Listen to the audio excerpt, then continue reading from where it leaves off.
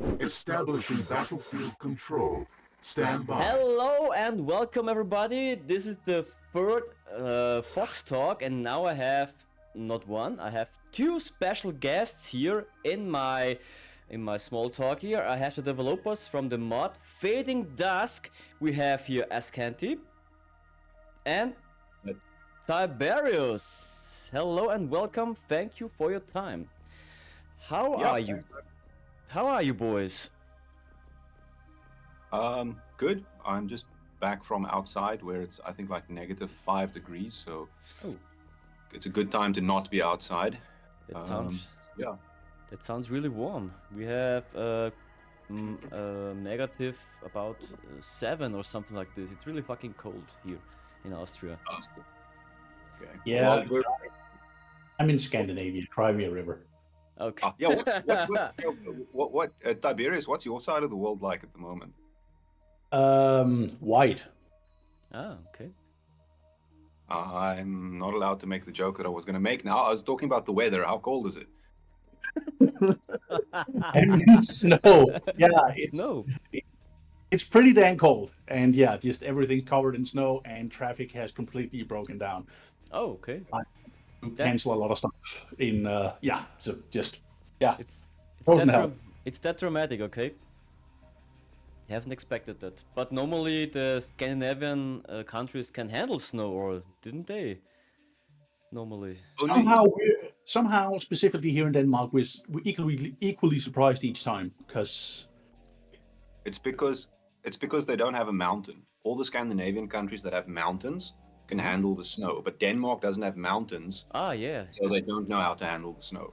It's Okay, it's makes totally sense. related. They only can handle big Vikinger ships. what are you talking about? We have Sky Mountain.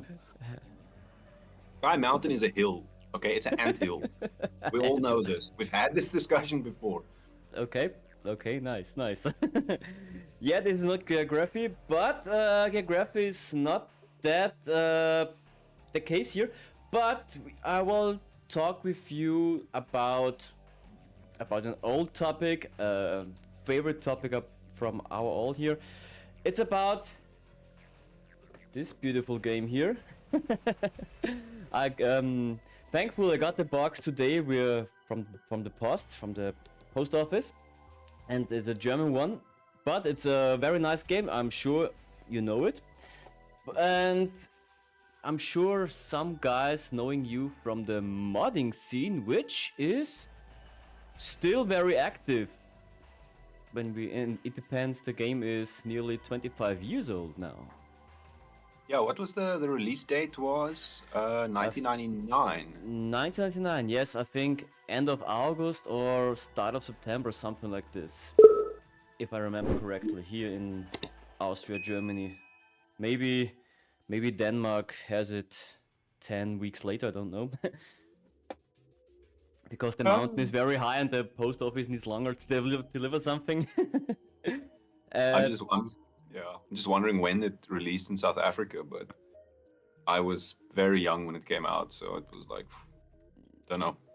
Yeah, of course. Yeah, a long time ago, but still a very nice game. I have to say I enjoy it now better than in the younger days, because in the younger days it has a slow gameplay. I don't like it. I liked Red Alert 2 much more because it had more action and was faster to play, but now the atmosphere in Tiberian Sun is much better in my opinion, and the cutscenes are much better. Yeah, I think it was also for me. I remember playing Tiberian Sun as a kid.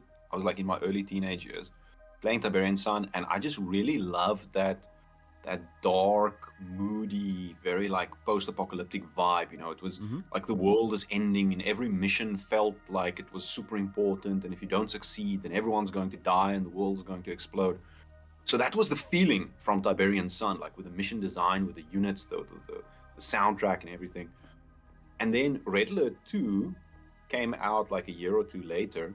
And Red Alert 2 was like a show that you would watch on Cartoon Network. You know, it was a big joke. Everything was a joke. Yes. You know, like even when they were mind controlling the entire world, you were like, haha, it's a joke because someone's going to say something funny and do something stupid, and then it's going to be fixed. Like, so for me, that was always the big contrast between the world is going to end if the wrong unit dies versus Cartoon Network. So that was always my view of it. Yeah. That makes sense. Yeah. And Tiberius, what's your memories about Tiberian Sun? Quite similar. I think it was actually the first RTS I ever played. Okay, the Quite first. likely. And yeah, I remember being so drawn to that whole atmosphere as well. And not only the whole dark and gritty thing, but I also always felt that there was some sense of mystery in Tiberian Sun that was just lacking in the Red Alert universe.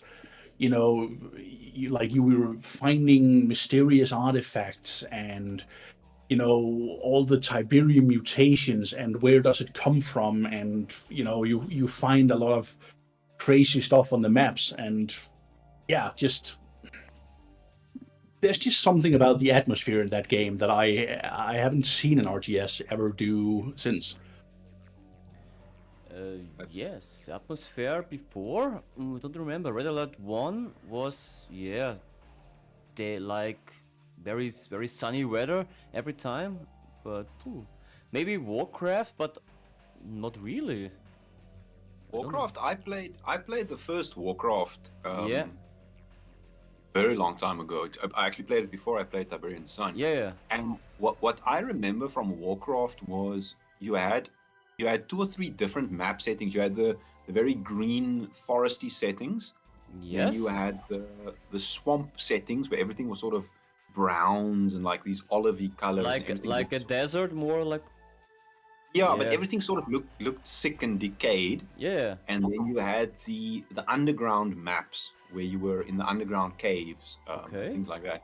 So as a child, my memory of Warcraft was always split between those two, like the sunny green forests with orcs, attacking your base, and then these really gloomy settings where there were skeletons in the caverns, and the orcs were summoning demons in the swamps.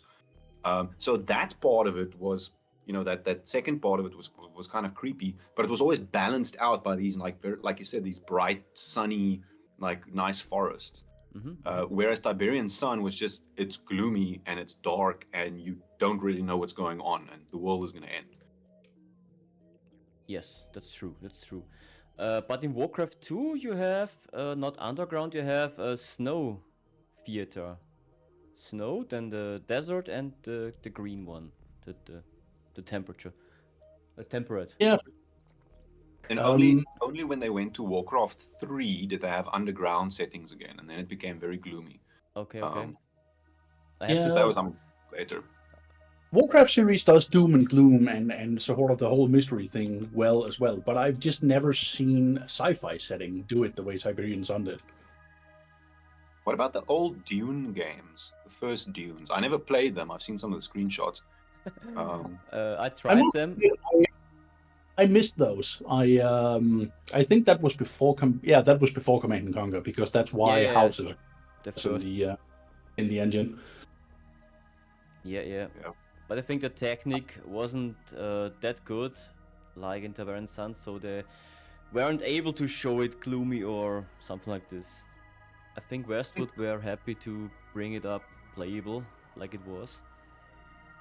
I think the one that we're thinking of was Dune 2000, which was one of the stepping stones that led to the eventual Command & Conquerors and then Tiberian Sun. But it was never gloomy. I don't recall Dune 2000 being gloomy. It was, because you were on that planet Arrakis, and it's just, everything is just desert. Yeah. And it's a bit difficult to have a gloomy vibe when you have like 30 hours of sunshine in a desert the whole time. You don't makes sense. Makes sense. Go together. Yeah. And Emperor Battle for Doom also was very normal, I would say. Nothing gloomy. I don't remember anything gloomy. No, also very bright. Yep. You had different planets, like when you went to the snow worlds, things like that. But in general, it was quite there was a element of some of the maps were a bit darker. I remember when you go to the when you went to the Arconan homeworld, Gidi Prime, very much like a volcanic wasteland, like an industrial sort of Okay. things of Badlands type vibe. But that was just one of the many settings. A lot of the other maps played off on Arrakis itself, on Dune, or then on the Atreides homeworld, which is green and watery, or the Ordos homeworld, which was snow. So also not really doom and gloom. You only had only when you sort of explored the Arconan side of it did you see a bit of a. But it was also more of a Mad Max wasteland, not a creepy wasteland in a sense. Okay. Yeah, I don't have played Emperor Battle for Dune that much. I don't really remember, but yeah, I trust you when you say that. I will trust you here.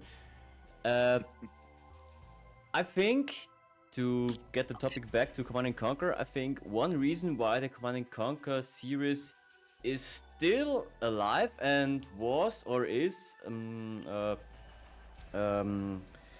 what's the English word? Damn. Shit, I'm very good prepared. The reason why Command & Conquer is successful or was successful was also because it was very mod friendly, or has the community did very much development into modding the game.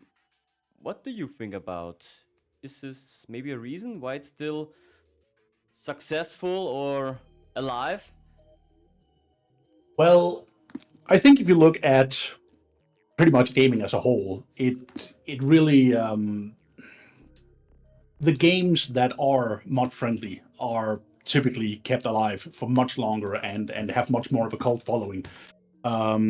Half-Life, pretty much every Bethesda game, like stuff on the Creation Engine, and again, older RTS, especially Warcraft 3, which spawned an entire new genre now called MOBA from a mod or a map. And of course, the whole Command and Conquer scene, all still well and alive today, and some of them even having spawned subgenres or games of their own from said mods. So, yeah, I think that goes a long way and is really a reason I don't understand why developers don't have more focus on that in a lot of modern games, because I think the data is pretty clear. Just adding on that, if you look at like the Quake games that were also very easy to modify, which spawned a whole genre of mods on top of that. I remember playing Action Quake when I was in school, so 25 years ago, which was like a Quake 1 mod, but it moved you away from the hell and the demons, and it gave you almost like a Die Hard feeling,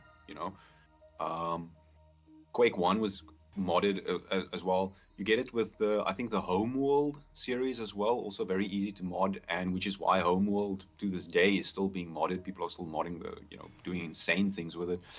We see it with Doom 2. Or the Doom engine in general. People are still making mods. In fact, if you look at how easy it is to mod Doom, the ability to mod Doom has created an entire new genre of first-person shooters called the boomer shooters. It's games that and mods that are being released today, but they look like the Doom from 95 or 93 or whatever. Playing on that nostalgia factor or that arcadey factor.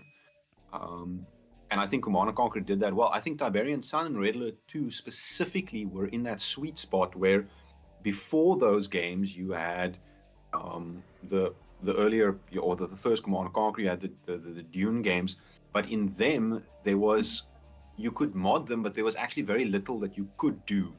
And then you had Tiberian Sun and Red Alert 2 in the middle, and then after them, the games after them were also in a sense moddable, but the barrier to entry was a bit higher. I remember modding Command & Conquer Generals, for example. And there were far more steps involved with making a Generals mod than making a Tiberian Sun mod, for example. And obviously, as you go into the 3D realm, generating new assets for the mod becomes more difficult, because you want to do it for Command, for any of the voxel games like Tiberian Sun or Red Alert. If you want to make voxels, you can download a simple app. You can sit in your, like on any computer, and you can make new units, new voxel art. Obviously, if you go into the 3D space, it's a lot more accessible now than it was 20 years ago, but it's a higher barrier to entry. So I think, personally, I think on the modding spectrum, Tiberian Sun and Red Alert 2 fell in that sweet spot of, it's not too complicated, it's not too basic, but it's got that middle ground. Another good example is Warcraft 3 as well, which is alive today because Warcraft 3 shipped. You got the game, and then they shipped with it the world editor, which you use to make custom maps. And the world editor was so incredibly powerful that people made, and I mean, anyone who's familiar with Dota will know the origin story of that. Dota started out as a Warcraft 3 mod that was just plain built in the world editor. And because the world editor was so incredibly powerful, you could make Dota, which was completely and utterly changed the gameplay of normal Warcraft 3. And then Dota has now become, over the past 20 years, it's become its own thing entirely in terms of a community and in terms of a product. So once again, you have a game that ships, and you have this incredibly powerful ability to change it for the man on the street. You don't need a degree, you don't need fancy hardware, you don't need to compile or decompile anything. You can literally install the game, and you can immediately get your fingers into the guts of the engine and make changes. And that's what keeps it alive, I think. I think an interesting example of this really is, I don't know if either of you played the Bethesda RPG series, Fallout and Elder Scrolls. Oblivion. I played Oblivion a bit, yeah. Yeah, I mean, those games are really basically built around their modability. They're really just a big sandbox for the players to play with. Like, at this point, the developers are very clearly banking on that modability, and as with Warcraft 3, they're shipping the creation engine tools with the game, and people are doing just insane stuff with it, and it's very much set up to be very malleable. And it's why Skyrim is still being ported to new platforms, is that it's so alive and well because of that modability. And I think it's just interesting to see developers lean so heavily into that. I think it's actually a shame that isn't done more. Well, I suppose if you really want to consider that question, you have to also consider the flip side of the question, which is, why would you release a game and not support mods for it? Why would you make the game difficult to modify, right? Because there are some people who believe that is how it should be. You release a product and no one should be able to change it, because if they change it, then they are changing your quality, they are changing your vision, they are changing your execution of whatever it is. So that's the one school of thought. But you also need to kind of understand where those guys are coming from. If you then want to argue the opposite and say, but listen, we should actually be encouraging more modability. I mean, I'm personally a fan of more modability, but I think there are, it's a spectrum, because you go from you can't make any changes to you can make 100% of changes. So it's like, where do you end up there, and why? I think it's also a structural thing. Like you have to build your game a very certain way for it to be that malleable, and in doing so, you might be giving up certain features and might be giving up certain possibilities. Like I said, again, the Bethesda games especially are just one big sandbox, but in doing that, they can also feel very, very basic without mods. Almost a bit bare bones. So, of course, there are sides to this, but I think the industry's general, as a rule, has moved pretty far away from modability in general, and I think that's a shame. Yeah. The other question is also, the other way that you can look at it is to ask yourself, if we as the gaming house, if we make our product to be extremely moddable and extremely easy to change, what do we get out of it? Because if you, as the developer of the game, if you cannot give a good answer to that question, then you're not going to bother to make the game easy to modify. Imagine that, I mean, for example, imagine how different the story of Warcraft 3 and Blizzard would have been if Warcraft 3 had shipped without the world editor. Dota would never have been created. League of Legends, none of that would have happened.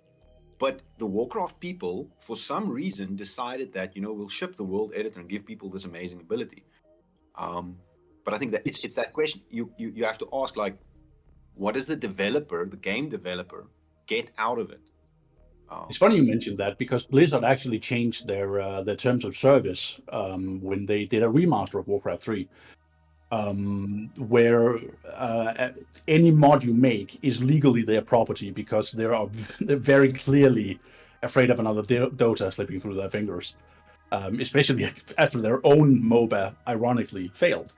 Yeah, But I think, again, it depends on what you want for your game and what your monetization model is, because a lot of developers today are desperately looking for ways to enhance sort of prolonged engagement with their franchise.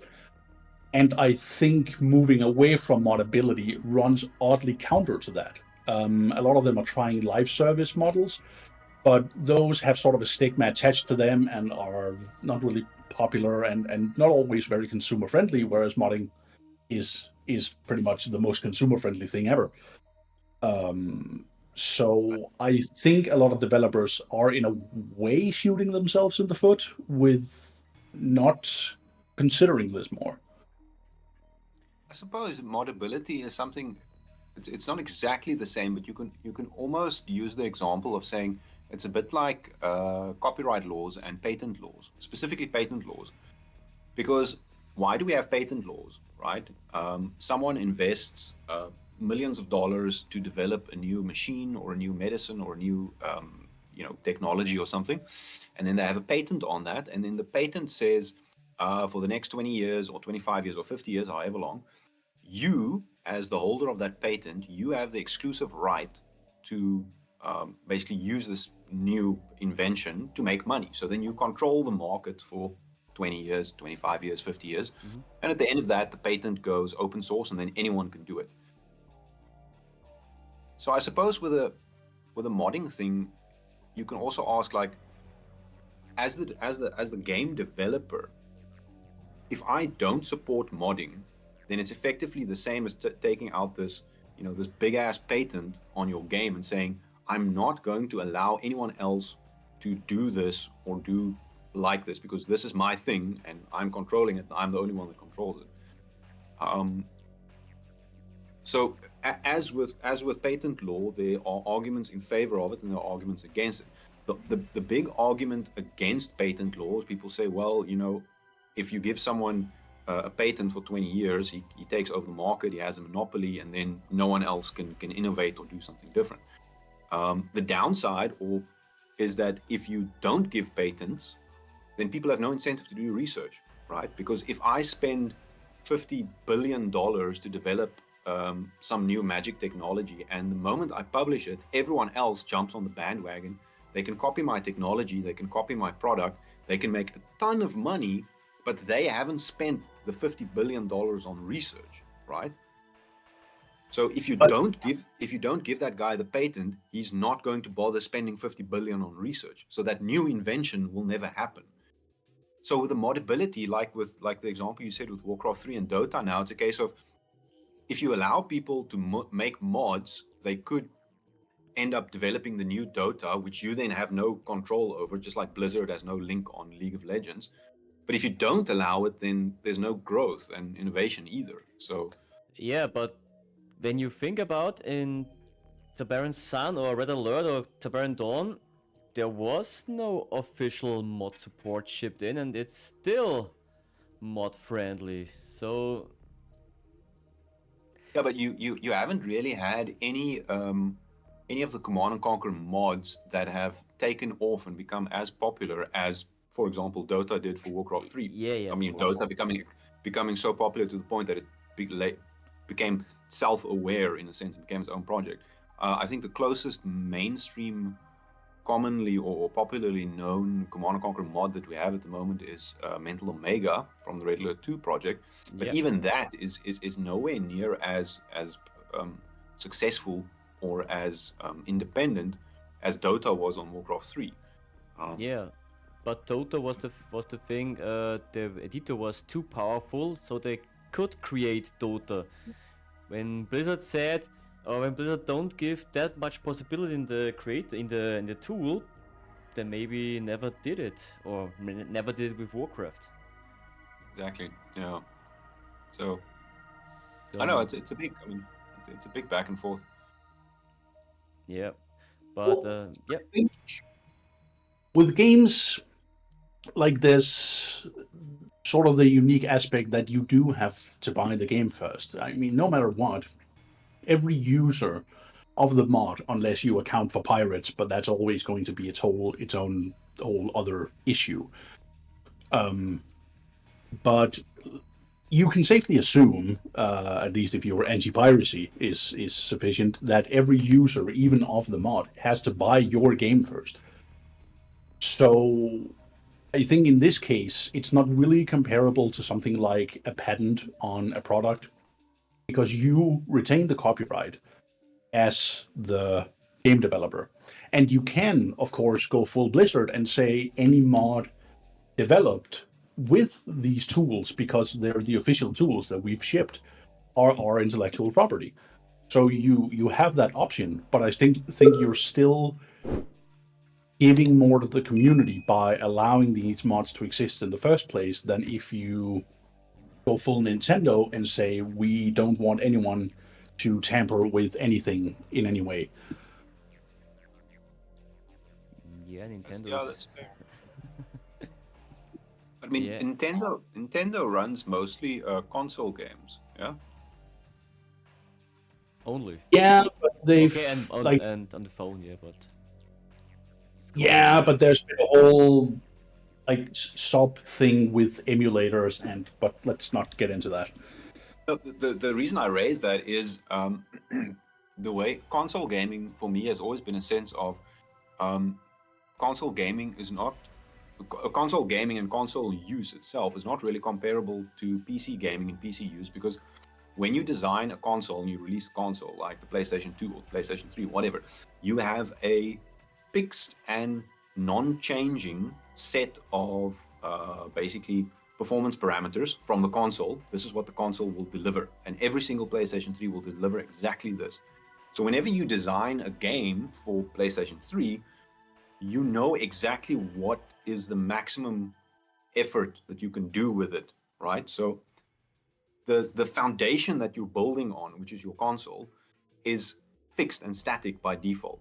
It's not like you can't have a game that scales in a sense. I'm not explaining this very well now, but the way I see it is, with console you have a static foundation, which is the console, and the game on top of that is also static, because the game cannot do more than what the console platform allows. Whereas if you look at PC gaming, computers or PCs are continuously improving and upgrading and upskilling over time. Upskilling, okay, bad word, but they're getting better. So with that as well, you can put a game on top of it, and if the game performance is at a certain level over time, as the PC foundation becomes more powerful, you can do more with the same game engine. I mean, look at, for example, with the Tiberian Sun mods that we're building now and the Red Alert 2 mods that we're building now. They all have, how can I say, heavier memory drains and system requirements or system usage compared to the stuff that was coming out 25 years ago, and we can get away with it because we have stronger computers now. I mean, back in the day, Tiberian Sun was set up to run on a resolution of 480 by 400, something. 600, something like this. Yeah, it was- 640 800 800, 600, yeah. And I have the box here, and it says Intel Pentium processor with 166 megahertz needed for this, yeah. So that's not even a 1 gig processor.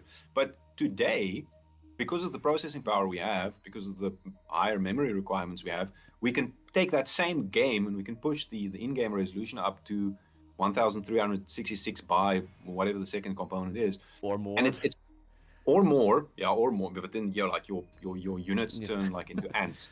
And you can do that because your foundation that you're running it on, the PC, has been able to scale up over time. So Sega saying, don't mod my game makes sense, because if you mod the game to require more resources, you could end up breaking your foundation component, right? Yep, makes So sense. Yeah, to me at as least, I- that's how I would see it. as I understand, in Nintendo's case, it has more to do with them being worried about their copyright. But anyways, about the whole console thing, that has actually changed in recent times. I think both because consoles have been consistently getting a lot better. There's consistently a new one every 1 or 2 years or something. And again, the few developers that heavily lean into this, Bethesda being the prime example, have actually figured out ways to allow modding on consoles.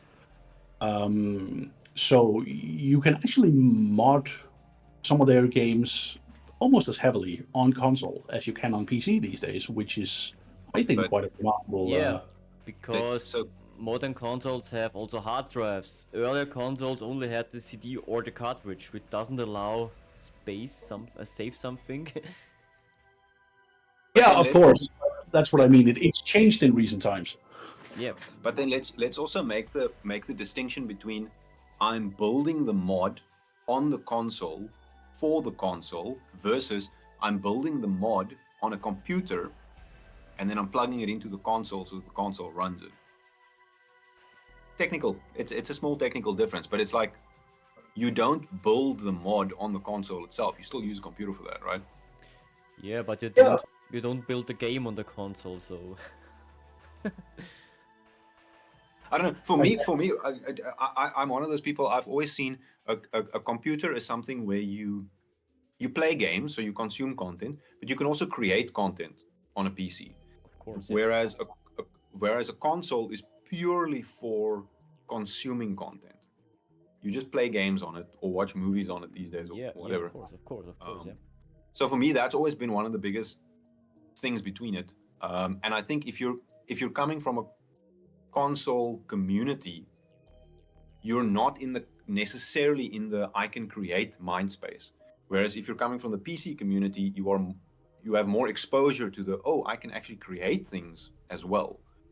I can consume things and I can create things. Whereas with a console, you're just consuming. Just my view.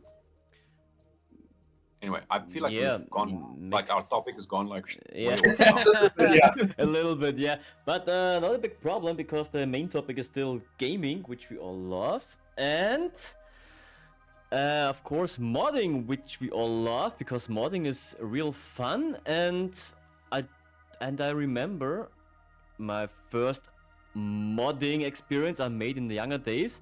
I downloaded from a website, I don't know where and who or what, but I downloaded the rules.ini file because I had no idea, because there were tools to extract it, and I made some changes in the Red Alert and Tiberian Sun stuff, and added crazy weapons to every unit, and that was my first modding experience. What was your first modding experience? Ask. Ooh, me. Yeah, one. Yo, I don't actually remember how I got into Tiberian Sun modding the first time. I honestly don't remember. I have this vague recollection in the back of my head. I used to buy these computer gaming magazines that were very popular, like in the late 90s and the early 2000s. Yep. So you would buy every month. You would buy the magazine would come out. Yeah, I remember. It was 3,000 years ago. Yeah, like Yeah, I remember those. like there were still dinosaurs floating around and stuff like Yeah, that. So, yeah. yeah, so you would get the mag, and then it would review games, and it would publish, like, it would have like playthroughs and walkthroughs and stuff like that, and tech reviews and stuff And like game that. And then, patches on CD. yes, game patches and like demos of games. Like you would get the whole game, but only like the first mission or like the Yeah. tutorial Oh first my mission, God. stuff like that. So you would get these. Initially, it was CDs, and then it became DVDs Yeah, eventually yeah. with like content.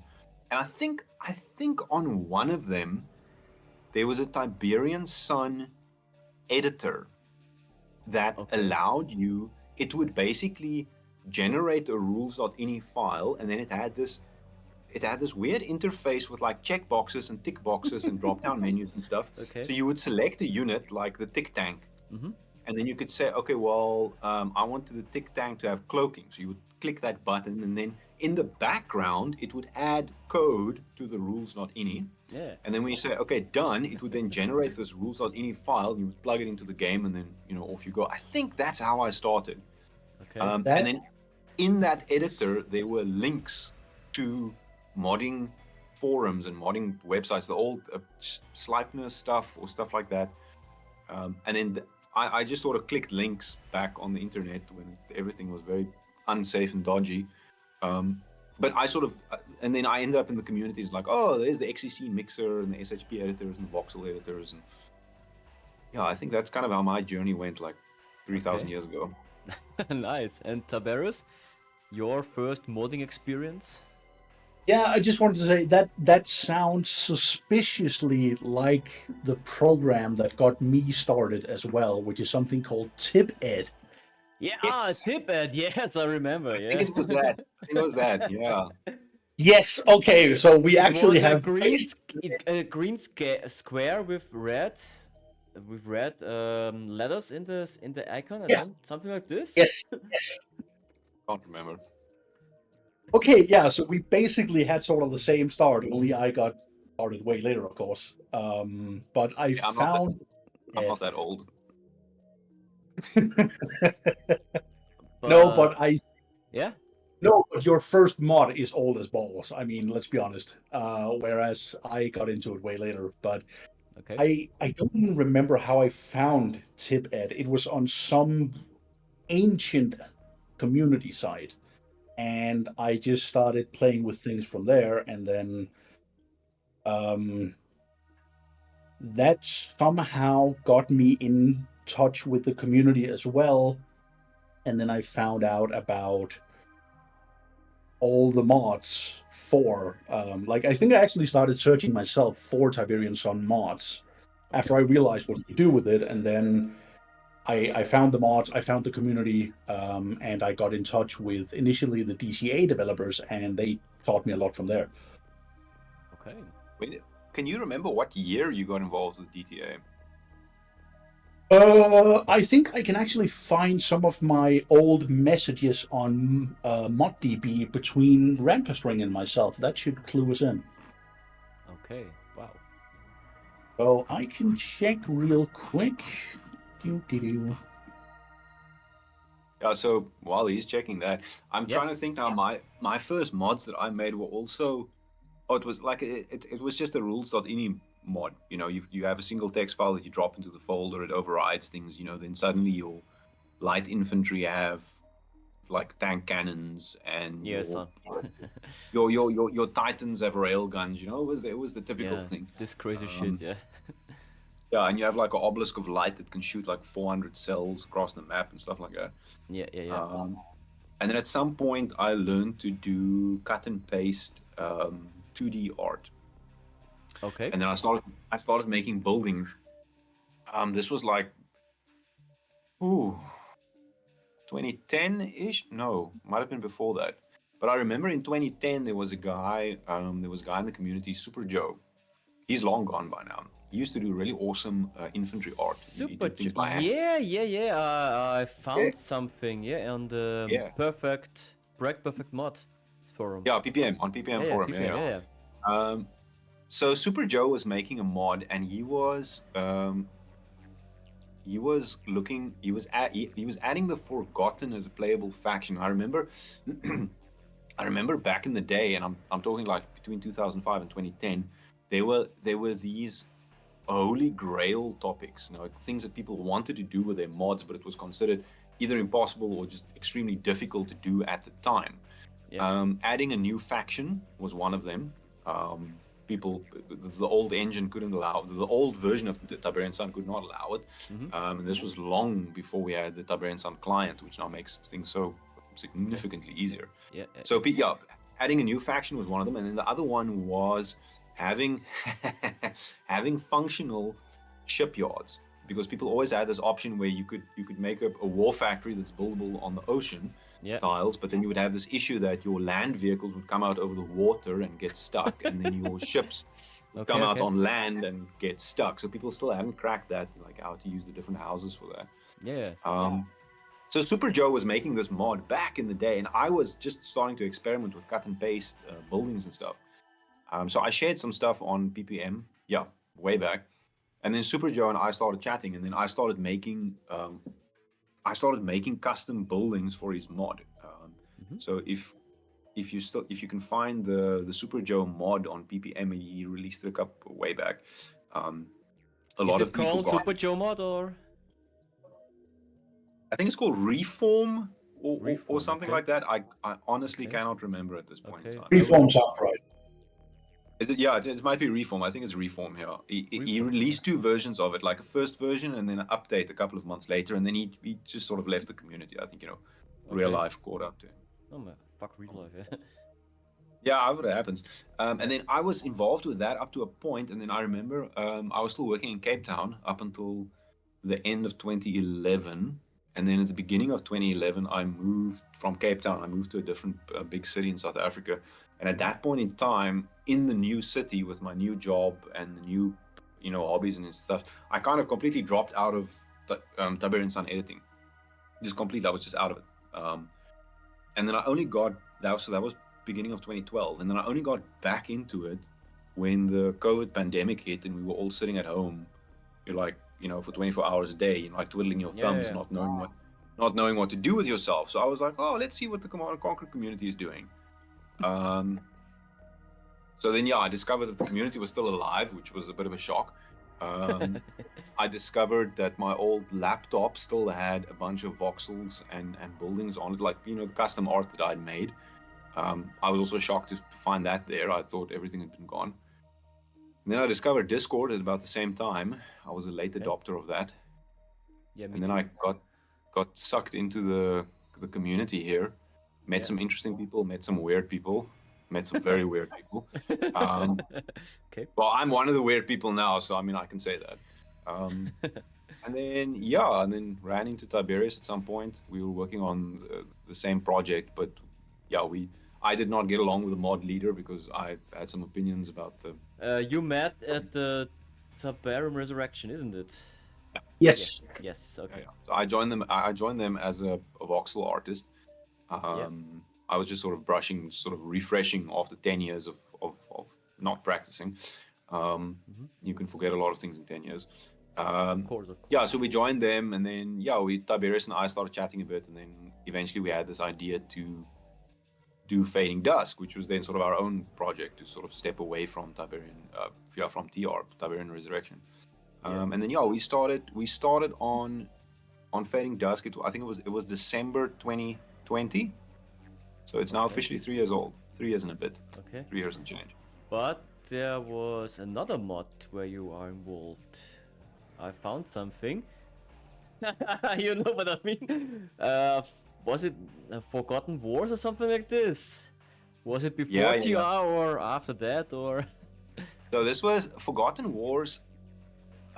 I will have to go and look at PPM to just look at the dates on that. I can't actually remember when and where it exactly worked, but Forgotten Wars was basically my first mod, my own solo mod.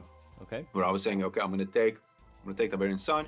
I'm going to add a third faction, the Forgotten. I'm going to add the fourth faction, Cabal. I was not being very creative at all. And then I was saying, okay, I'm going to, just add a bunch of units for all of them and try and get it out. I'm going to add a navy, whatever.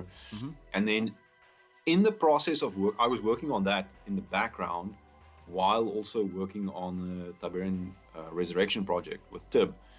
And then when I stepped out of Tiberian Resurrection, I was like, I told Tiberius, listen, I've got this Forgotten Wars project running in the background. We can just continue developing that. So we started with that, but then we had after a lot of discussions, we had a very different idea for Fading Dusk compared to where Forgotten Wars was going. Okay. So I was like, okay, cool. I'm going to take everything that I learned from Forgotten Wars. I'm going to take all the good art. Okay, there wasn't any good art, but I'm going to take what I've learned from it at least. Like in retrospect now, if I compare the stuff that I'm making now compared to back then, I was like, It was borderline. But we took I took the learning and the experience, and we then started Fading Dusk basically from scratch. And also from Fading Dusk was the first time using the Tiberian Sun client, which makes modding so much easier. Oh yeah, it's really easy. It's also it's really easy, yeah.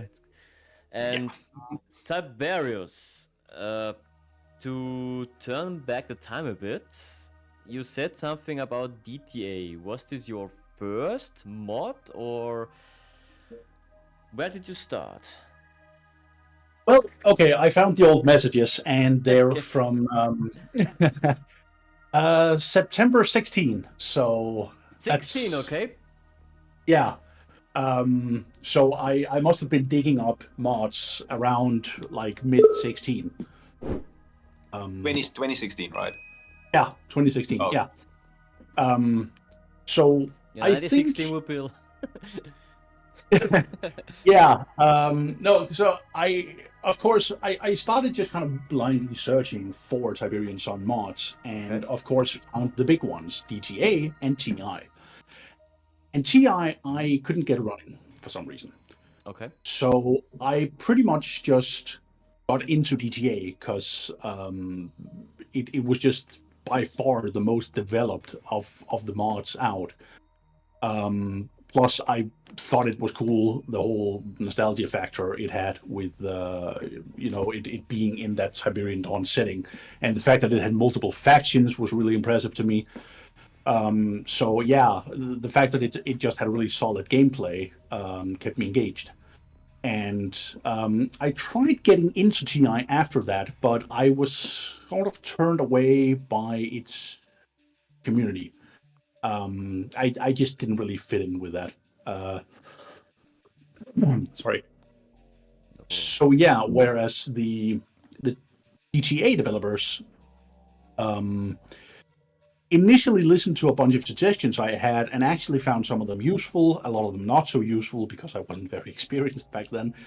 But it sort of it got me interested in engaging more with the community because I wanted to give feedback and I wanted to learn as well. And eventually I realized I got interested in trying to make something for myself. I had already messed around with Tibed on my own for a while by this point, but again, that was just rules.ini mods and not very good ones. But with a bit of help, I realized how easy mapping actually is.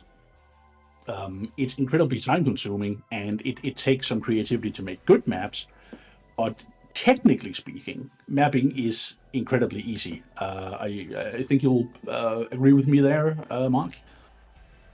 Yeah, I mean, making a working map is pretty easy. You just need starting points, some Tiberium, and you can play. Yeah, that's pretty easy. But it's hard to make a pretty and a good map. Yeah, that's true.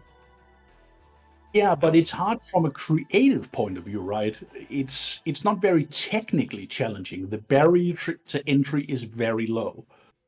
That's true, yeah. It's pretty easy to create one. Indeed. So that actually got me quite excited when I found out how low the barrier to entry actually was, because I am not a technically inclined person. I am more of an arty-farty guy.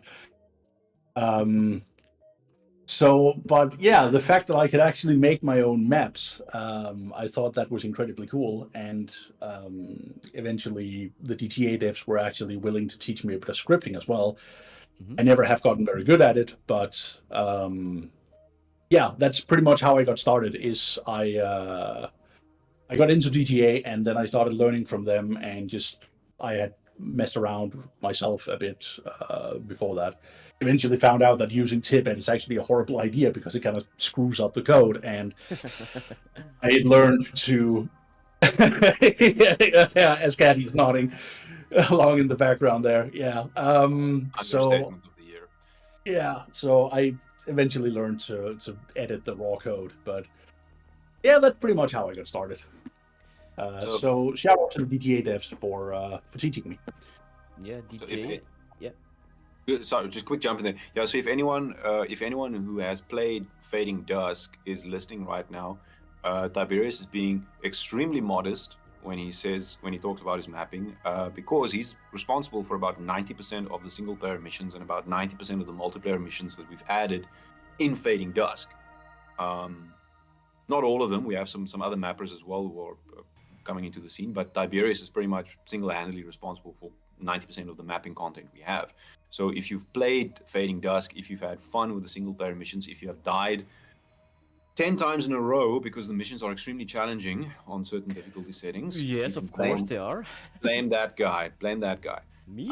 But he also gets no, not you, the guy on the other side. Oh, okay. But no, Tiberius is so he's been doing an incredible job on the Fading Dusk side with mission design and everything. So yeah.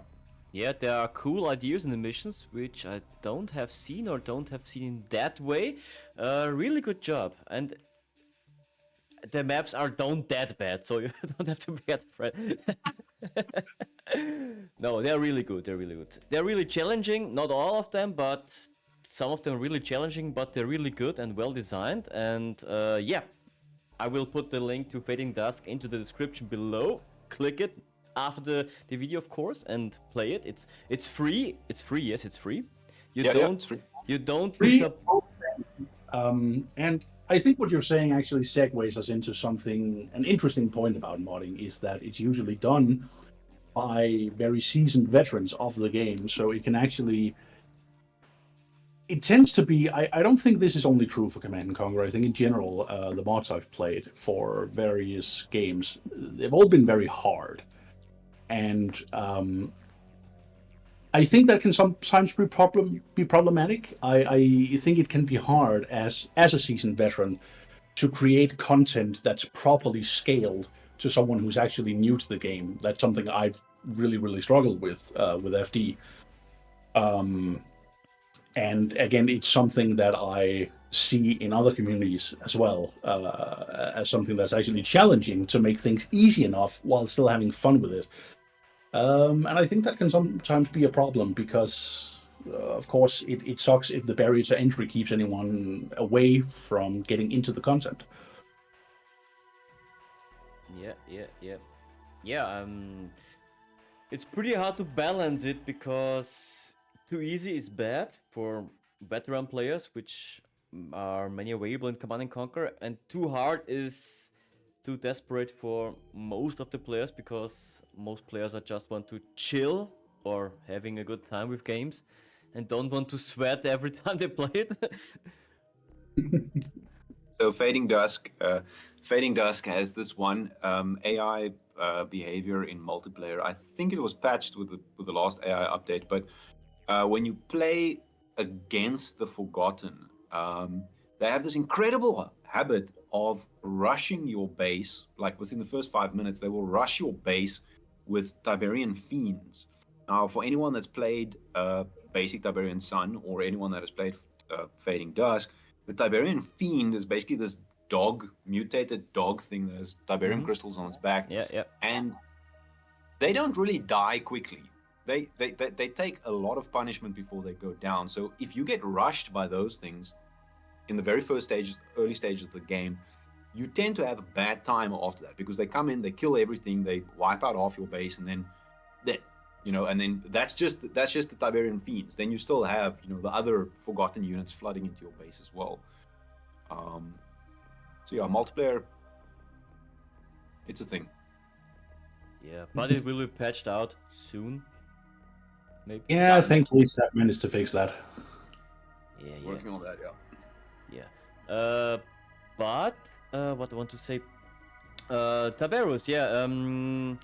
But you not only worked on DTA and on Fading Dusk, you were also involved on Tiberian Resurrection, and wasn't there a fourth project where you were involved, or? And a fifth, and a sixth. and what? Oh, okay. Yeah, so my entry point was DTA. Yeah.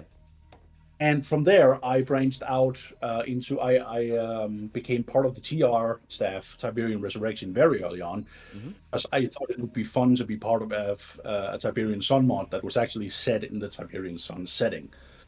Imagine that. Imagine that. Yeah. So, and of course, through that, I met some incredibly fun people, and eventually, sadly, the leader left, and things were a bit of a mess. So Tiberian Resurrection then briefly became something called Tiberian Metamorphosis, and then that died.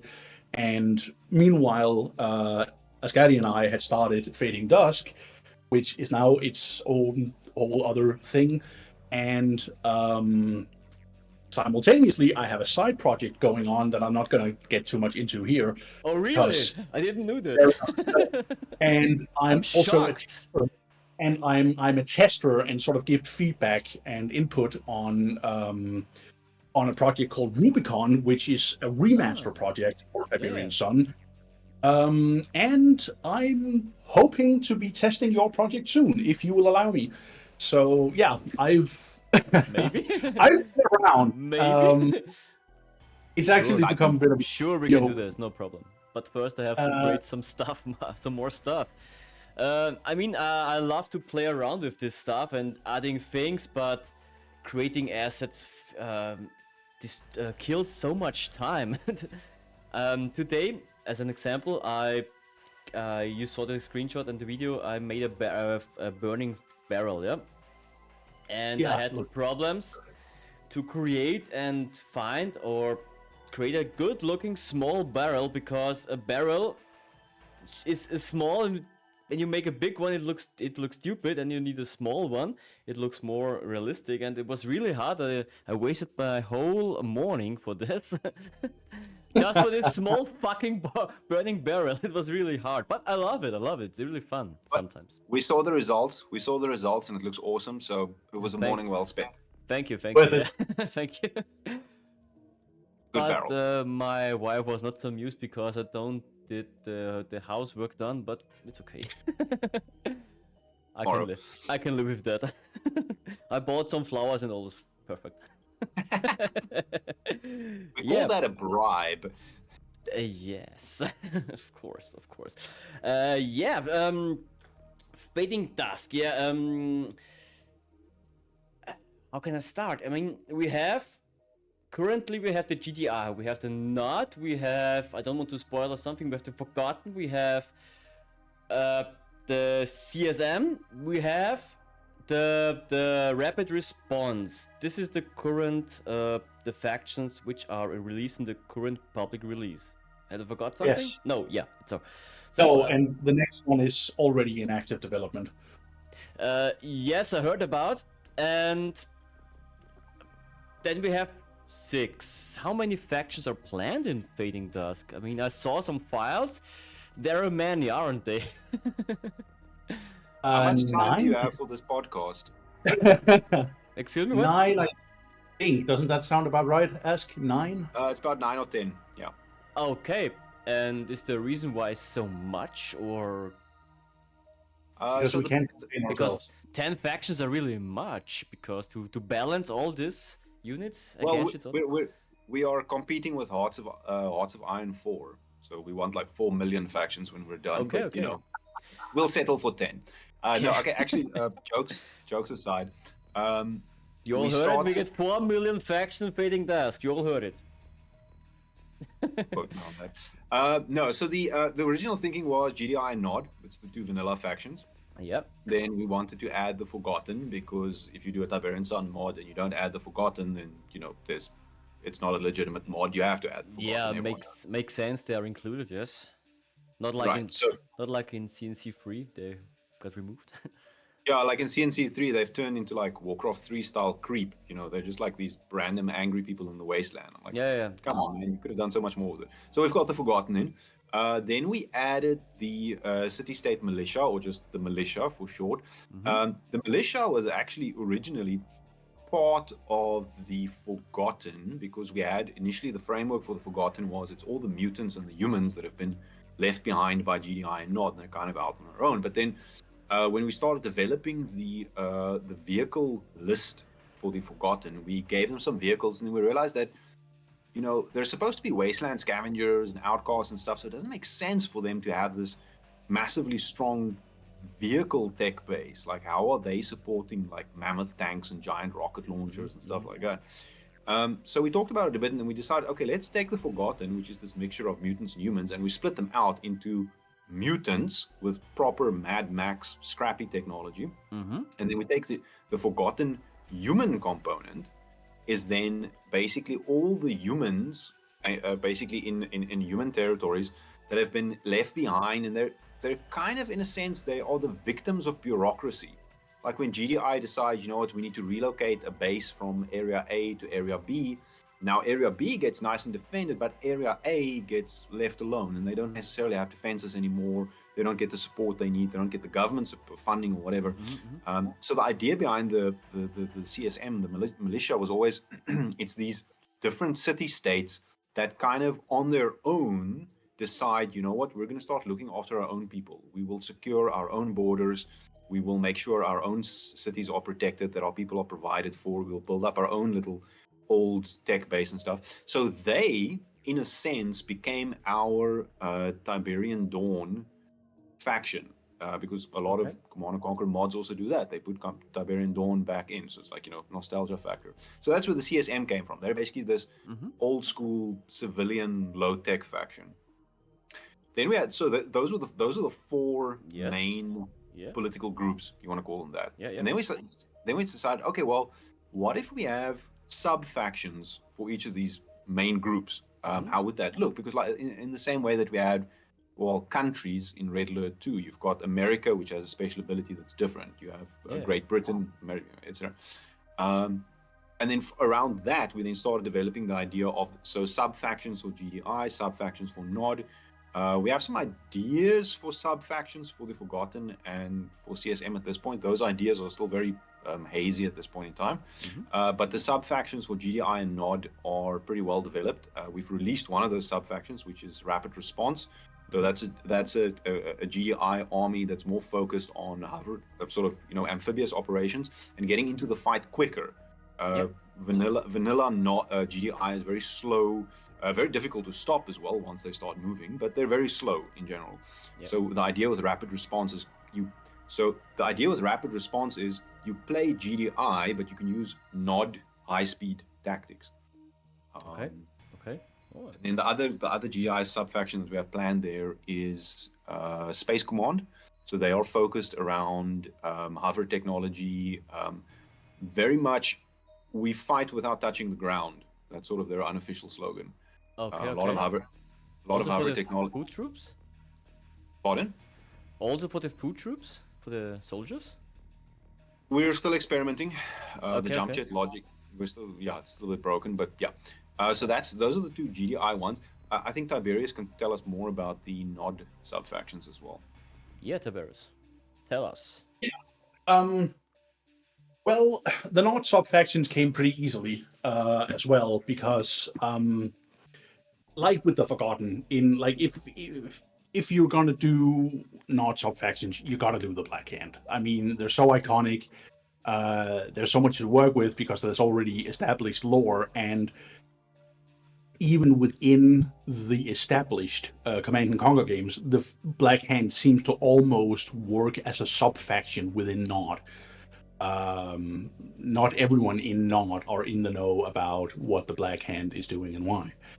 So that just came very easily in terms of story elements, and of course, because they're a secret society, it was just very obvious to us to do a very sneaky, very surgical strikes, high damage, sort of assassination style almost gameplay for them. So unlike Command & Conquer 3, where the Black Hand has, for reasons that pertain to their story, been turned into a steamrolling heavy brute force faction, which is sort of the opposite of what they were in the Tiberian Sun and Renegade story.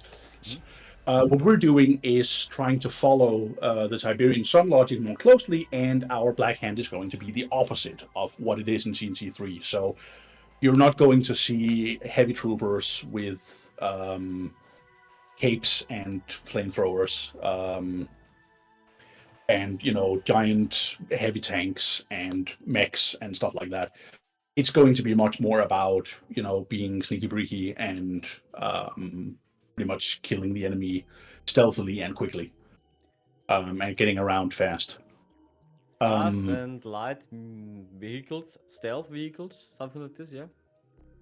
Yeah, with the backbone of strong infantry. So I don't know if you will see some heavy troopers, but yeah, it's just to say that we're really not following the CNC3 model on it, which we've already noticed that it's breaking expectations of some players, but I think in a good way. I think it'll be interesting to see another version of the Black Hand than what's been done before. The other not sub-faction is one I'm particularly excited about because it really pertains to or connects with sort of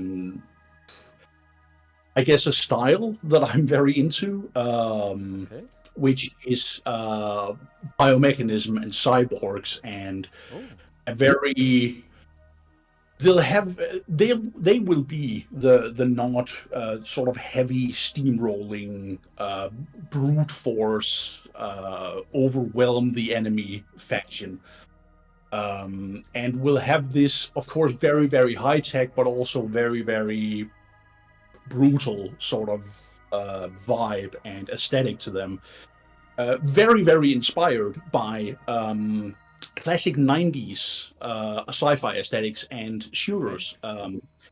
Among them, Quake 2 being an example. We've also even taken some inspiration from the visual style of H.R. Giger. For those who don't know, he was an Austrian artist and is the guy who designed Ridley Scott's Alien, the alien creature, and he had a very unique. It was called biomechanism. So yeah, we're really trying to get into a very unique visual design and also a very unique, for Nod at least, playstyle with them in terms of them being a really sort of brute forcey, powerful. Yeah, just really foregoing not usual guerrilla tactics for just brute force. I'm not saying they won't have any stealth or subterranean capabilities, but they will be all about crush the enemy. is it something like not Cabal, the marked what is it called? Marked of Well, I won't entirely put off the idea of taking some inspiration from them, but we have our own, in my opinion, very very exciting lore explanation planned for cool. the cyber faction that I really hope I can do justice in the campaign, because I think it's going to be so cool if it works out. Can't So wait to see, yeah. they're going to be introduced into the story in a way that I don't think has been done, and I think it's going to be very cool. But yeah, they are going to, much like the Black Hand, I think they're going to be sort of secretive and almost. I can see even parts of Nod being afraid of them because they are going to be just their own thing and really answer only to one man, and just being really a force to be reckoned with. Low in numbers, but you really don't want to get in their way. If I can quickly jump in on the tail there of what Tiberius was explaining now. So like we said previously, you've got your vanilla factions, you've got GDI, which is the slow frontal assault steamroller, and you've got Nod, which is high speed, hit and run, etc. So as I was explaining previously with the sub factions, with GDI, one of our sub factions is rapid response. Rapid response is basically saying I play GDI, but I use the Nod high speed hit and run tactics.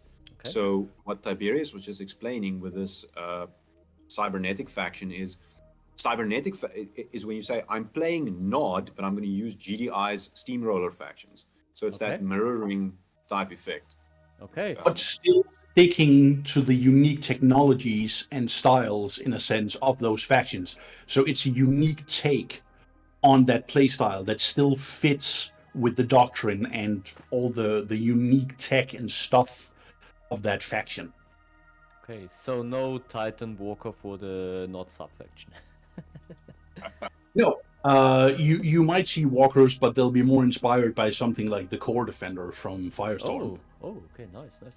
And is there already a name available for this faction? We're just calling them Heavy Cyber for now, but okay. I think we're going to come up with a more a more interesting, I want to say a more epic name for them, something that pertains more directly. Right? Okay, nice. And when is the plan to add them to Fading Dusk? I mean, you're currently working on Black Hand, but after that? We're currently working on the Black Hand, and I think after that we're gonna sort of see where we're at and decide from there what we're gonna do. The problem with the Heavy Cyber is that we'll probably need some actual 3D work for them, modeling work, and we don't have a dedicated 3D artist right now, so we're kind of looking at our options there and hoping to maybe attract someone in the meantime. Okay. So yeah, I mean, ultimately this is a hobby. So we're working from a very it's done when it's done kind of. I mean, we do set some internal deadlines, and then usually go over them. It's part of the game. Yeah, we're. But hey, development studios do that as well. Of course. So we're not totally disorganized, but ultimately it's a hobby. Real life happens. So yeah, we're very. It's done when it's done. Fading Dusk is well organized. I mean, I see the internal channels, and oh my god, wow! So much structure, what to do and what's needed, and tuck.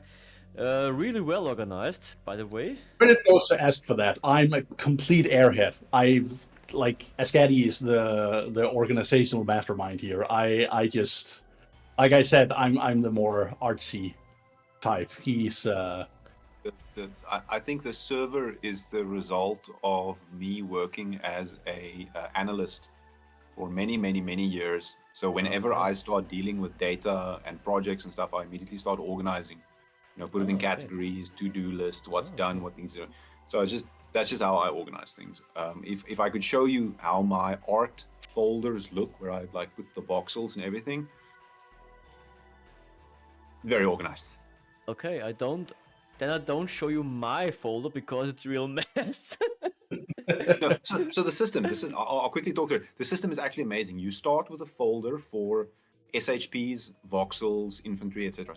Then if you go into the folder for voxels, then it has folders for every faction. So there's GDI Rapid Response, GDI Spacecom, Nod subfaction, all this stuff. Then if you go into one of the folders, like you go into the Nod folder, then it has all the Nod voxels inside with a folder for each design. And the folder starts with the date on which I made the voxel and then the name of the voxel. So it'll be like 2023 08 23 and then Stinger tank, and then if you open that up, then it'll have all the things inside. So if you want to find anything, and that's why I do this, if you want to find anything, you're like, oh, I'm looking for a Nod design, you go voxels, Nod, bloop, everything is there. Makes sense, yeah. Thankfully, Windows 11 have a search function in the Explorer, so when I want to find something, I type it in and then press Enter and I find it. No, that's not how it works. Yeah, that's my system. But I have folders, yeah. But I have a big folder with which called is what it's called, Aftermath working folder, and in this folder there are also folders for the sidebar and stuff, but in this folder there is bleh, Everything. everything. Yeah. I know the feeling. Yeah. But I tried to organize it a bit to create a new folder, which is then called new folder. And I have a new folder 2, a new folder 3, and Nice. Yeah, that's how it goes. Always goes Yeah. like that. and then a few weeks later, where have stored this? Fuck. That is why the date on the folder, the date and the name is so useful, because then you're like, oh, I think I made it about 2 weeks ago, and you go look back in the date, you're like, up, there it is. Yeah, but I have a very bad memory, so that don't really helps me. So it's better I rename. I remember a bit of the name in the folder, so it's easier to find something. But yeah, an organized system is really impressive. Sadly, I don't have this. And Tiberius, what's your secret about your organization? Do you have a system? Not really. I pretty much just have.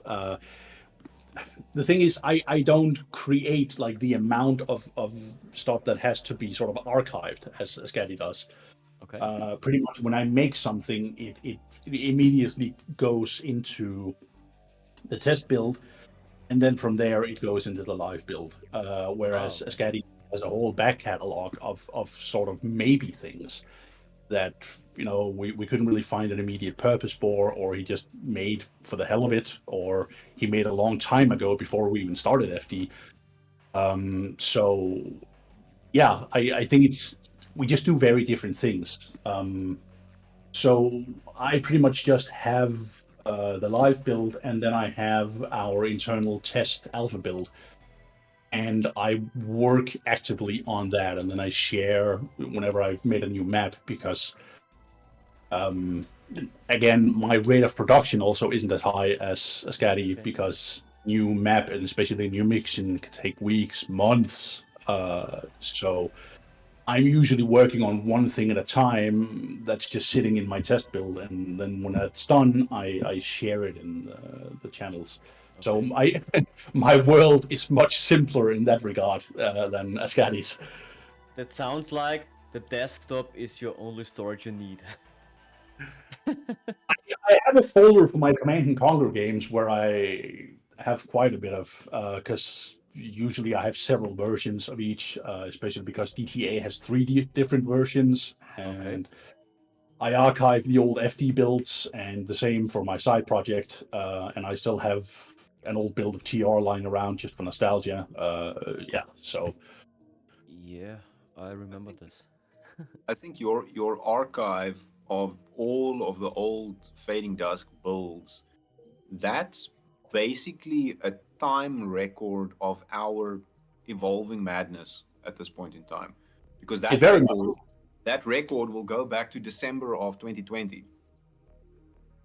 So you've got little snapshots of all the mad things that we've been doing. That's actually quite scary.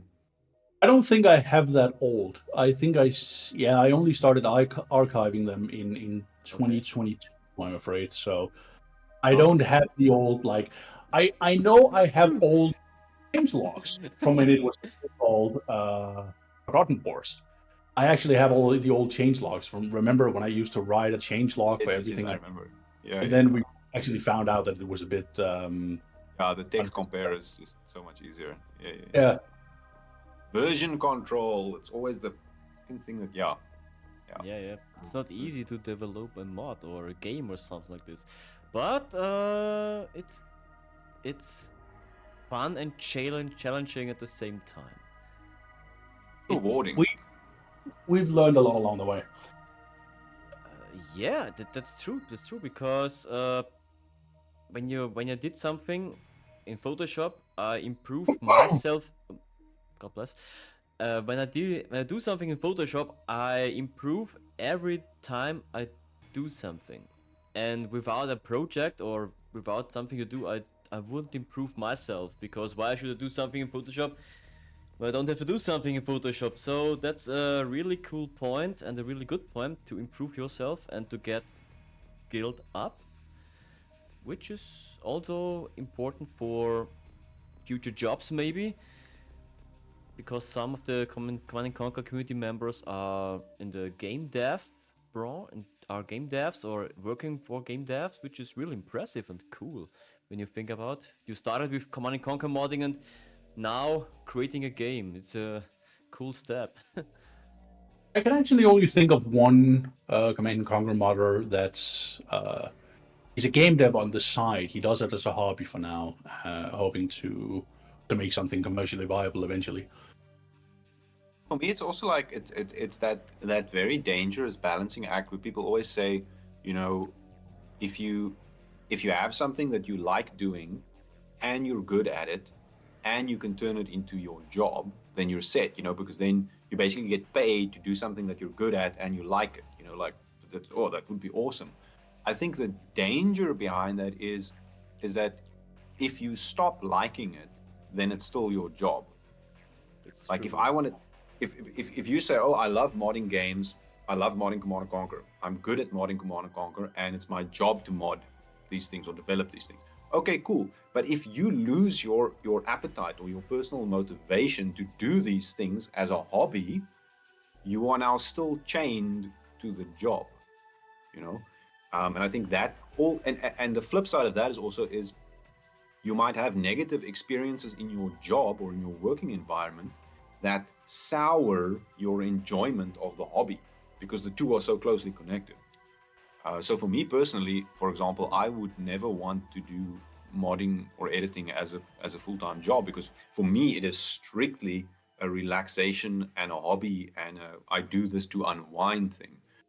My professional career is something completely different. Okay. I actually feel the same way, especially because when you're doing something like this, I very much found that this is essentially, especially for me, creative work, and having to be creative on demand can honestly be kind of hopeless.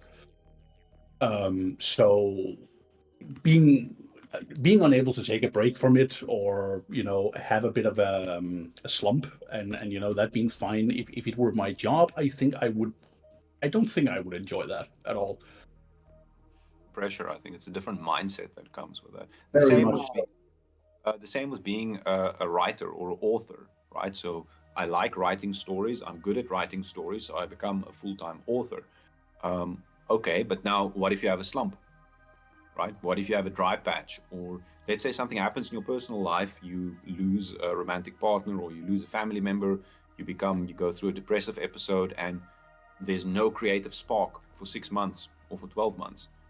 Now, if it was just your hobby, you could say, okay, cool, I'm not going to engage in my hobby in this time. I'm going to do other things, or I'm just going to be a couch potato until I get through this. But now it's your job, right? You have to write to pay the bills. It's dangerous. Yeah. But you can the same say for carpenters or something like this. When you have your own carpenter company, you have to do your job. I suppose, yeah. I think with creative work, it's arguably even more dangerous because you can't force creativity. That's You true. you force yourself to do hard labor, or you can force yourself to do accounting or whatever. Things, yeah. But Yeah. forcing creativity is difficult. Very, very much so. Yeah. That's true. Sometimes I have, when I want to do something, I have no idea what I should do, and then, last minute, oh my god, it would be really cool, I will do this, but I have to live it now, shit. Yeah, it's sometimes it's really hard to organize and to be creative on time. Yeah, that's really hard. So And you can also feel it in the results. Like when I force something, I can see in the results that it's not natural, in a sense. I can see it. Someone else might not be able to see it, but if I look at that work, I know this was not my best work. I did this under pressure, or I did this because I was forced, or I did this because whatever reason. But for me, like I can see in my work, it's not the same quality. And then I feel bad because like I don't want to deliver work that's not 100%, you know? yeah, but I'm sure the same problem also have professional full-time streamers and YouTubers, or you have to deliver you have to have ideas for cool videos every day or every 2 days, whatever your cycle is, and it's really hard. Yeah, of course. Feed the algorithm. Yeah, the algorithm love to feed, so please like and subscribe here. No, my YouTube channel is really inactive, so it's just fun. I tried to do it more professional, but I made a really good start with it, but it fell apart because, yeah, I feel a bit stressed because, oh my god, I have to do this, and I don't have the fun anymore. And now I really do more relaxed. When I have a video, I have a video. When I have not, I have not, and fuck it. Well, there you go. Healthier. Yeah. Now you know how Fading Dusk does things. Yeah. Of course, yeah. Yeah, Fading Dusk.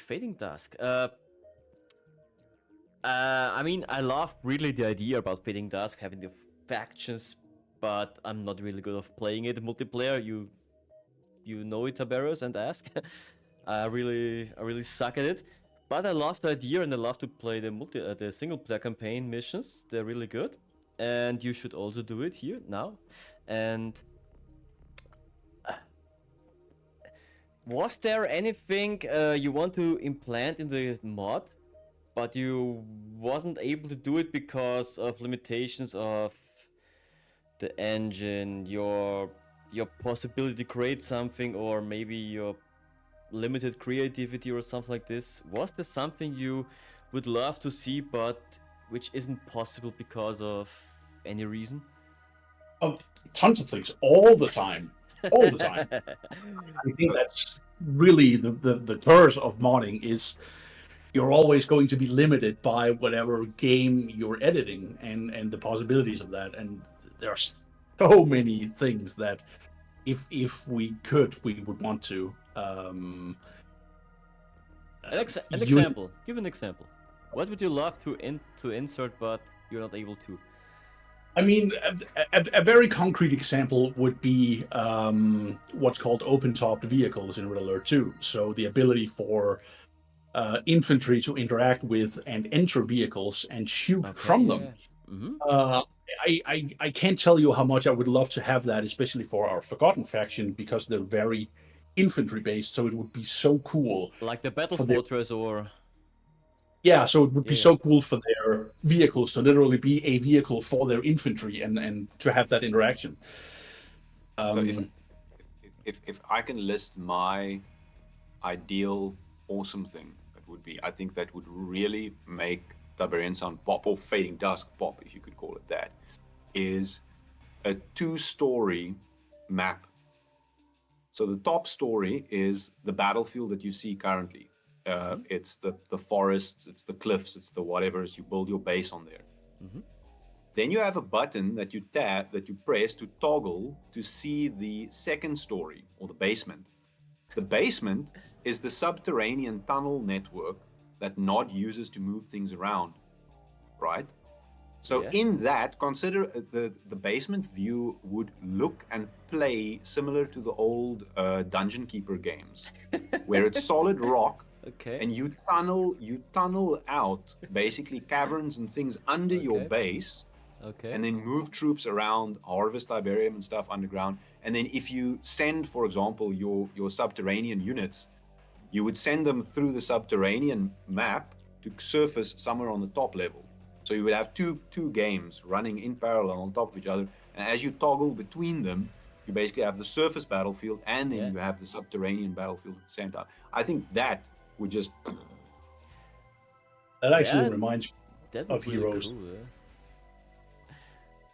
But that's a big if. That's a big dream. That's never gonna happen. But yeah, you know, if we're talking about it, the engine don't support this, and My wish is technically realistic. There are some programmers working on maybe getting some of the features from Red Alert 2 implemented into Tiberian Sun, because they are practically almost the same engine. So you can, one programmer has managed to port a few features over. But yeah, of course, if I could just think completely wildly, there are so many like unit abilities and stuff like that would be so cool to have, but we just don't. Like you would have to build the engine again from scratch. Like that's never gonna happen. So it's a how can I say, it's a input versus output thing as well. Like you can there's nothing that stops any of the community modders from learning C or C++ or whatever the engine is. I think it's C that the engine is written in, figuring out the decompiler, breaking open the game code, and then learn. So what these guys with the other projects doing, adding new code to the game that adds new abilities, etc., etc. But the question you have to ask yourself is the amount of time that you're going to invest to get to that level. So, like for me, for example, I don't know anything about C or decompiling or any of that stuff. It's not my background. The amount of time that I would have to invest to get technically proficient to that level versus the gameplay impact of what I can now add to the game. I can make an infantry unit that can jump, so it can jump up a cliff, or I don't know, I can make submarine units or whatever. Like you add new logic that's not there at the moment. The effort that you put in versus what you get out, you need to make that value calculation in your own head and ask yourself, is this worth it? Because for me personally, for example, if I have to invest all of this time and effort to learn C and decompiling and all that stuff, I would have to make massive sacrifices in my private life. I would have to give up other hobbies and interests and pursuits in order to find the time to do this. And after all those sacrifices and time and investment, I'm going to make a tiny change in the game. And how many people are even going to see that or even understand or appreciate the amount of effort and sacrifice, this amount of effort and sacrifice that went into it? So that's the value trade-off that you have to ask yourself. Yeah, it's a good point. It's a good point. The big problem here is that the Tiberian Sun source code isn't available, and the User Revenge code is also not available for public, so it's hard to get features copied one-to-one to the other game. Yeah, I think it would be a little bit easier when they are available, the source code. Please, EA, release it, or make a remaster and release it, please. And yeah, technically, these 3 games have 3 different versions of the engine. Red Alert 2 has a beta version of the Tiberian Sun engine. Then we have the Tiberian Sun engine, which we have in the game, and the Yuri's Revenge version, which is an optimized version of the Tiberian Sun engine. Yeah, the 3 versions of it. Yeah, it was something like that because they were building the Tiberian Sun engine, which was built on top of like the old Dune 2000, if you trace it all the way back, or something like that. And then at some point along the line, they made a fork of that engine development, and the primary branch continued and gave us Tiberian Sun, but that fork became the foundation for Red Alert 2. And then Red Alert 2, all the logics and requirements for the game design was then built on top of that branch. So yeah, that's why they have so many things in common, but they also have so many differences. And that's also why the Red Alert 2 fork ended up with so much more content, because they were literally aiming for a bigger game, more units, more functions, more abilities, more crazy stuff, which means they just kept adding new things on top of that. Of course, yeah. Whereas with that, and it kept developing, like we could see from Red Alert 2 to Yuri's Revenge, there was further a development of the branch. Whereas with Tiberian Sun, it just came to Tiberian Sun and then it kind of ended. Like we saw very minimal additions from Tiberian Sun to the Firestorm expansion pack. But was there any? Well, we got the mobile EMP. The mobile okay. EMP. Oh, yeah, vehicle. okay. We got the web logic for the Cyborg Reapers. Yeah, and the splitting rockets for the Cyborg Reaper as well. Oh, that was technically already there in the cluster missile. It just wasn't as well defined. A lot of the logic in the cluster missile was hard coded, but they just made those parameters visible and accessible in Firestorm. Yeah. Okay, the changes are really small compared to Heroes Revenge and Red Alert 2. Yuri's Revenge was significant changes to the base engine. Yeah. Do you wish a feature from Yuri's Revenge would be really cool to have in Tiberian Sun? When you could say, EA, I give you, please, last wish before I have to die, add this from Yuri's Revenge into Tiberian Sun, release it, please. Which one would it be? Which feature?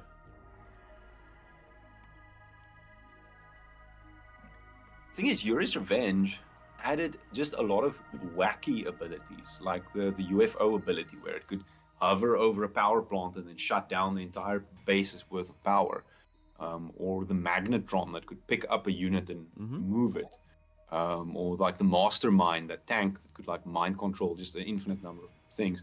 I'm not sure. Actually, the point that I'm trying to make is, I'm not sure all of the things that were added in Yuri's Revenge will necessarily have a good thematic fit in the Tiberian Sun universe, because Red Alert 2, like I said, was Cartoon Network. It was crazy. It was a parody almost of warfare. Whereas Tiberian Sun was like, oh, it's dark, it's gloomy, it's the brown cave thing. So a lot of those abilities from especially from Yuri's Revenge, when they added Yuri as a playable faction, and I mean he's like 1950s B-grade sci-fi to the max. I mean, that's everything that he does is just B-grade sci-fi. He even has flying saucers, for Christ's sake. Yes, literal flying saucers. Yeah. So I'm not sure there's anything from Yuri's Revenge that I would maybe port over. But if you look at base Red Alert 2 and what it has compared to what Tiberian Sun doesn't, I would say things like expanded super weapon options, the paradrop super weapons, the ability to spawn missiles that can be shot down, like we see with the Soviet Dreadnought, and then also with Yuri's Revenge with the Boomer sub. Oh, I would love that. That would be cool, yeah. Tiberian Sun would be cool. The Kirov, so the balloon hover unit, so you can have an air unit that is basically permanently airborne. It doesn't need to land. So you could use that logic, for example, to make in Tiberian Sun, to make a unit like the Kodiak. So you can have this giant GI command ship that basically just hovers across the battlefield. The ability to spawn jet fighters from an aircraft carrier, also incredibly powerful. I mean, there's many ways that you can express that logic in the game, in terms of a unit that spawns drones, or a Nod beehive that spawns, cybernetic hornets or whatever. Yeah, that's my view on it. Okay. Garrisoning. Typical Like is Just give us everything. everything, yeah. And Tiberius, what's your wish list? If you could have. Well, Caddy already listed most of it, but as I mentioned previously, the way the infantry can interact with other units and with the environment in Red Alert 2 is something that's at the top of my wish list. Like garrison the building or something like this. Like garrisoning buildings, like you actually being able to put infantry inside buildings. We've been able to somewhat simulate it in Fading Dusk, but it's not really the same thing. Yeah, but a cool workaround, by the way. A cool workaround, and something we could potentially still do something with if true garrisoning was ever ported over. We've actually already talked about what we would do in that case, so the work doesn't go to waste. But yeah, and just the ability to board vehicles and being able to actually shoot out from those vehicles, or even change the vehicle's weapons, and just the way infantry can interact with other things is something that's really at the top of my wish list. Second, I think, would be the whole being able to spawn something, a missile or a drone or whatever, that can actually be shut down, because it just makes for interesting. I'm responsible for the game balancing on FD, and it just makes it easier to balance something that's incredibly powerful if it does hit, like artillery.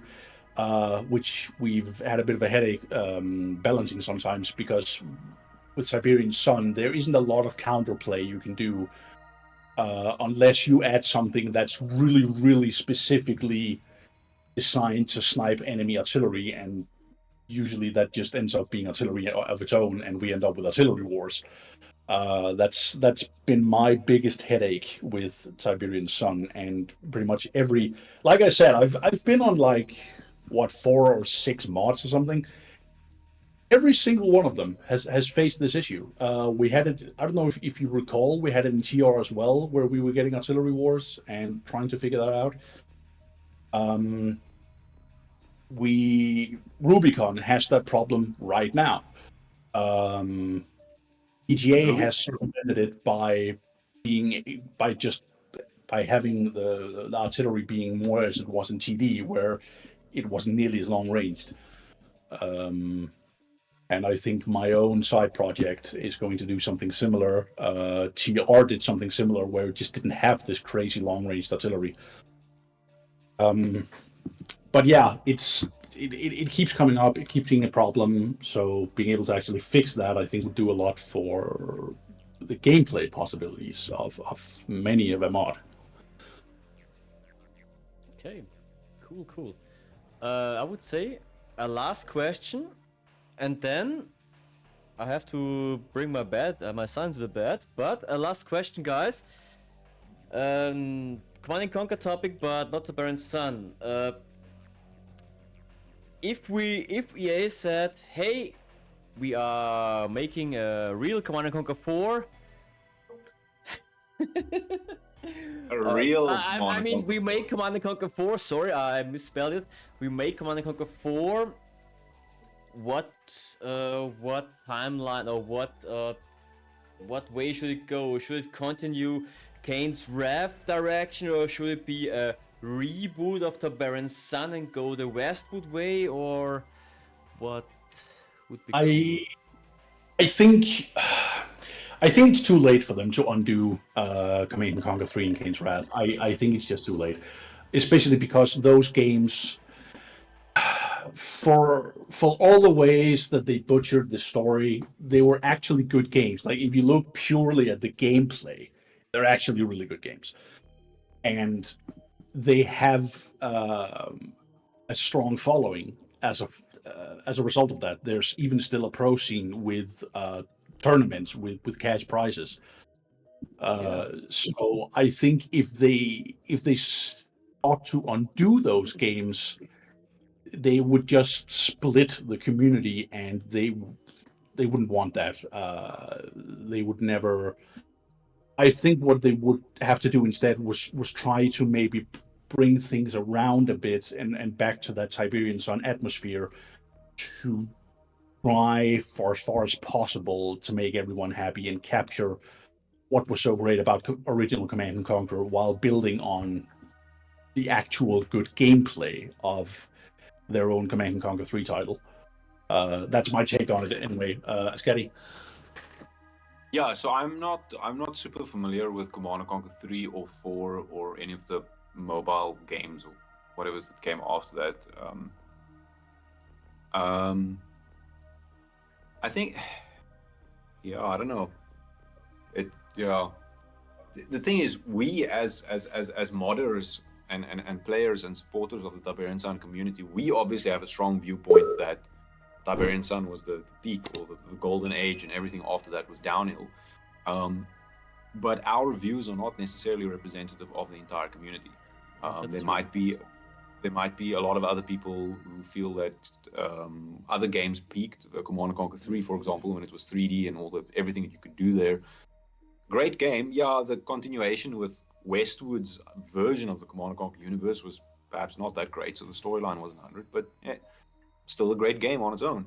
I think what you could do with the new Command and Conquer title is you could use the same approach as the opening of Yuri's Revenge, where the world has gone to hell, you open a time portal, you go back in time, and things are now different.